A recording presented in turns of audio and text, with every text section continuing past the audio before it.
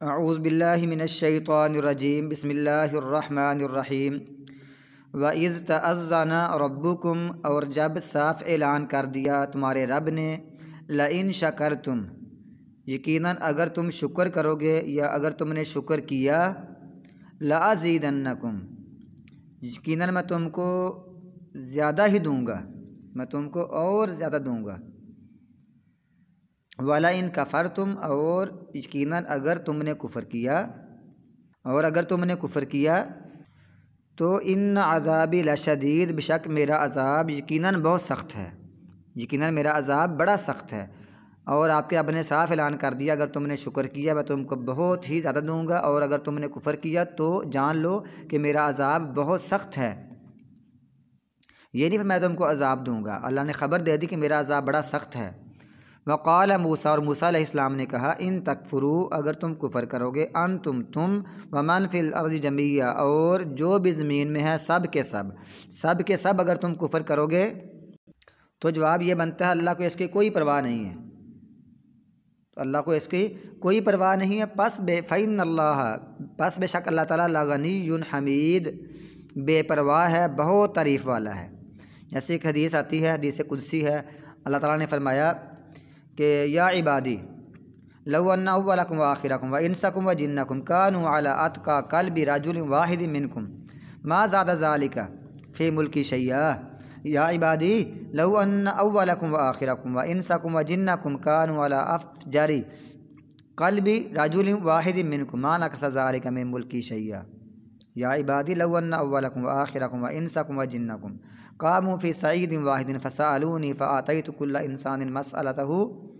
ما نقص ذلک مما عندی الا کما ینقص المخیط اذا ادخل البحر۔ اے میرے بندو، اگر تمہارے پہلے آخری انسان جن سارے کے سارے ان کا سب کا دل ایک اچھے متقی بندے کے دل کی طرح ہو جائے تو یہ ان کا تقوی ایک بندے کی طرح کا متقی ہونا میرے دنیا پوری انسان و جن میرے علم میں اضافہ نہیں، میری بادشاہت میں کوئی اضافہ نہیں کرے گا۔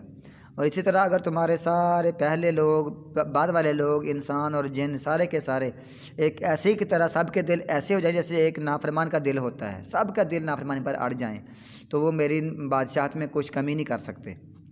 اسی طرح سارے پہلے اور بعد والے انسان اور جن سب اپنی اپنی خواہشوں کے مطابق، اپنی اپنی طاقت، مطلب اپنی اپنی خواہشت اور حاجت کے مطابق مانگنا شروع کر دیں تو میرے خزانوں میں کچھ بھی کمی نہیں ہوتی سوائے اتنی کہ جتنا کہ کوئی سوئی کو سمندر میں ڈبویا جائے، داخل کی جائے، جتنا اس میں ہوتا ہے اتنی بس۔ تو یہ ہے وہ لغنی بے پرواہ ہے۔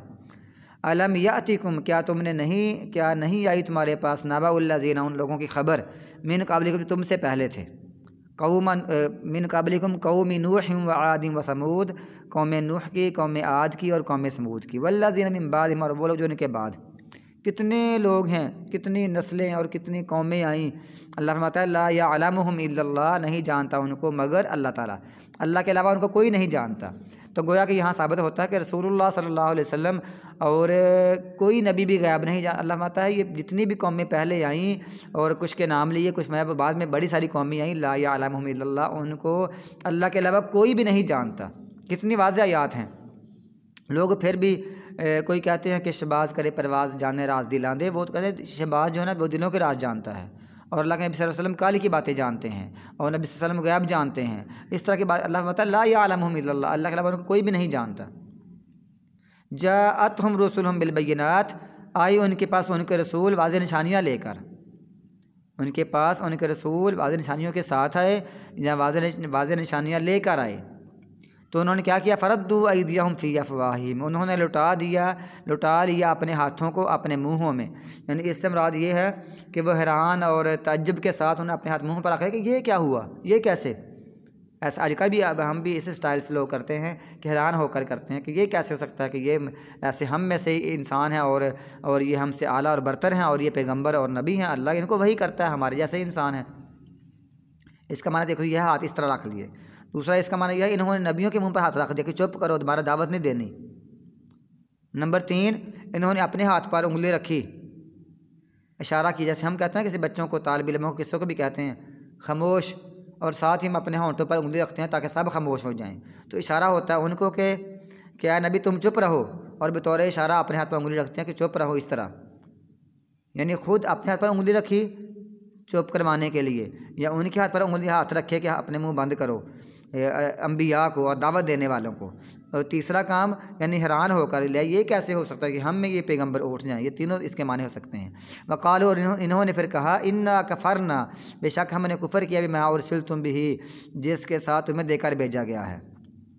جو تمہیں دے کر بھیجا گیا ہے ہم نے اس کے ساتھ کفر کیا۔ وَإِنَّا لَفِي شَكٍّ مِّمَّا، اور یقیناً ہم شک میں ہیں، مما اس میں سے تدعوننا جو تم جس کی طرف تم ہمیں بلاتے ہو، الینا جس کی طرف تدعوننا تم ہمیں بلاتے ہو، الینا مما تدعوننا الیہ مریب، ہم اس میں بے چین کرنے والے شک میں پڑے ہوئے ہیں۔ یعنی جو تم ہمیں بلا رہا ہے نا اللہ کی دعوت کی طرف اور توحید کی طرف، ہمیں اس بارے میں نا ایک شک ہے جو ہمیں بے چین کر رہا ہے، گویا کہ وہ تھوڑے سے وہ کفر سے ہٹ گئے تھے، ان کے کفر کے بارے میں، ایمان کے بارے میں تردد اور شک تھا، وہ ٹینشن میں تھے کہ یہ لگتا ہے صحیح ہے، لگتا ہے غلط ہے، لگتا ہے صحیح، یہ نہیں کہ وہ 100% غلط سمجھتے تھے، لگتا ہے صحیح ہے، وہ بے چین کرنے والے شک میں پڑے ہوئے تھے۔ قالت رسلہم، ان کے رسولوں نے کہا، ہم کا معنی ہوتا ہے ان، اور یہ یقالت ہے یہ مونس کا حالانکہ لفظ آیا، رسولہم یہ جمع ہے، جمع کے لیے واحد مونس کا صیغہ ہم استعمال کر سکتے ہیں، اس کی لمبی پھر مطلب قاعدہ ہے وہ میں نے کبھی شروع میں بیان کیے ہیں۔ رسولوں نے کہا افی اللہ شکن، کہ اللہ کے بارے میں شک، کہ اللہ کے بارے میں شک ہے کہ وہ یعنی ہم اس کو نہیں مانتے، اس کی توحید کو نہیں مانتے، اس اکیلے کو نہیں مانتے۔ فاطر السماوات والارض، وہ پیدا کرنے والا ہے آسمانوں کو اور زمین کو،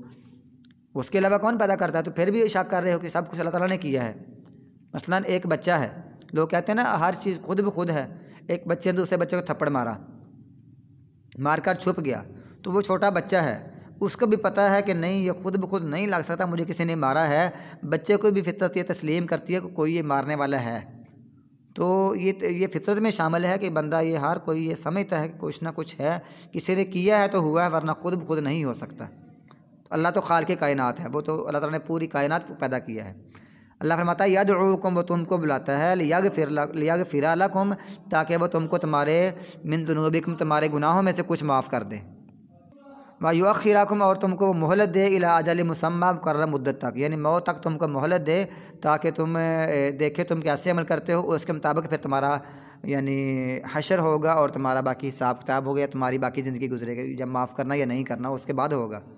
قالوا، انہوں نے کہا ان انتم، نہیں ہو تم، یہاں ان کا معنی ہوتا ہے نا اگر، ان کا معنی اگر ہی چلتا ہے، لیکن اگر اللہ آ جائے نا پھر ان کا معنی ہم نے اگر نہیں کرنا بلکہ کرنا نہیں۔ تو انہوں نے کہا نہیں ہو تم مگر انسان ہو ہماری طرح کے، ہماری مثل ہی تم انسان ہو۔ تریدون، تم ارادہ کرتے ہو، ان تصدونا، کہ تم روک دو ہمیں، نون الف نا کا معنی ہمیں، اما اس سے، ان کا معنی سے، ما یعبد آباؤنا، جو ہمارے آباء و اجداد کیا کرتے تھے، تمہارا چاہتا ہے کہ جو ہمارے آباء و اجداد کیا کرتے تھے، عبادت کیا کرتے تھے، تم ہمیں اس سے روک دو۔ فاتونا، پس لے آؤ ہمارے پاس، بسلطان مبین، کوئی واضح دلیل کوئی لے کر آؤ۔ عجیب بات یہ ہے کہ جب عبادت کا معاملہ ہوتا ہے تو پھر وہ کہتے ہیں ہمارے آباء و اجداد کو کے طریقے سے تم ہمیں روکنا چاہتے ہو عبادت کرنے کے طریقے سے۔ جب دنیا کا معاملہ ہوتا ہے تو پھر نہیں دیکھتے کہ میرے ابا جی اور میرے دادا جی اور میرے پردادا جی فلاں فلاں وہ سب ذمہ دارہ کرتے تھے اور مزدوریاں کرتے تھے اور وہ مشینری استعمال نہیں کرتے تھے، لیکن اب یہ لوگ کر رہے ہیں، کہتے ہیں نہیں نہیں میرے ابا جی نے ذمہ دار کیا، لیکن میں تو ڈاکٹر بنوں گا، انجینئر بنوں گا، پروفیسر بنوں گا اور سائنسدان بنوں گا۔ یہاں تو کہتے ہیں باپ دادا کی مخالفت کوئی بات نہیں، لیکن جب دین کا معاملہ آتا ہے، عبادت کا معاملہ آتا ہے، توحید کا معاملہ آتا ہے، پھر وہ نہیں دیکھتے، پھر کہتے ہیں نہیں تم ہمارے بڑوں سے عبادت کرنے کے طریقے سے روک رہے ہو۔ ایسا نہیں ہے۔ جب اللہ تعالیٰ فرماتا ہے کہ میری آیات پڑھو، اس کو سمجھو، یہ بڑا آسان ہے نصیحت حاصل کرنے والے کے لیے، جو بندہ اس کو سمجھتا ہے، اس کو پڑھتا ہے، اس کا عقیدہ خود بخود درست ہو جاتا ہے۔ قالت لہم رسولہم، جو سمجھنا چاہتا ہے اللہ فرماتا ہے یہدی الیہ من اناب، اللہ اس کو دیتا ہے جو خود رجوع کرنا چاہتا ہے۔ قالت لہم رسولہم، ان کے رسولوں نے کہا ان نحن، نہیں ہے ہم، یہاں بھی ان کا معنی